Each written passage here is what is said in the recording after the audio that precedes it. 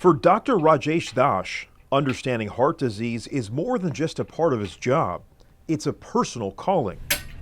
About 2 years ago, a few colleagues of mine and myself had recognized that we all have a family history of early heart disease. A lot of people in our families have died at young ages and have had heart problems their whole life. He spends countless hours heading up the Stanford South Asian Translational Heart Initiative, or SSATHI, to determine why South Asians face cardiac issues at 4 times the rate of the general population. We consider being South Asian as a risk factor independent of all the other risk factors for coronary disease. Because a lot of people still think if they are lean, they might not have any issues at all, but that's not the case with South Asians though. Jaswant Tadekar is still a relatively young man, but like many in the South Asian community, lack of exercise, stress from work, and a sedentary lifestyle have already taken a toll.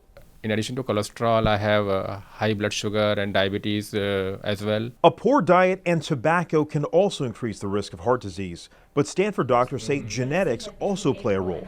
So when you add it all up, it's a scary proposition. It's very frightening because when you look at data coming out of both India and elsewhere, South Asians have higher risk even at younger ages. The heart attacks are happening about 11 years earlier on average than any other ethnic group. Of course, cultivating an improved lifestyle with more activity, less stress, and a better diet can prove to be difficult for patients. So it often takes cold, hard facts to serve as a motivator. Seeing their numbers, whether it is high cholesterol, whether it is insulin resistance, a lot of people are motivated to make a lot of changes. Now these physicians are aiming to find new ways to prevent and combat heart disease in South Asians.